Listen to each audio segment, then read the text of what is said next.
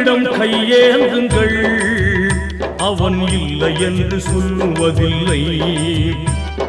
பொறுமையுடன் கேட்டு பாருங்கள், அவன் பொக்கிஷத்தை மூடுவதில்லை.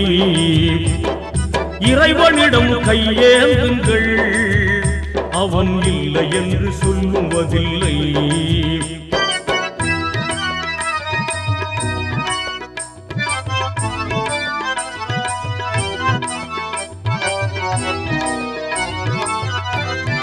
இல்லை என்று சொல்லும் மனம் இல்லாதவன், ஈடு இணை இல்லாத கருணை உள்ளவன், இன்னல் பற்றி எழும் குரலை கேட்கின்றவன், எண்ணங்களை இதயங்களை பார்க்கின்றவன்.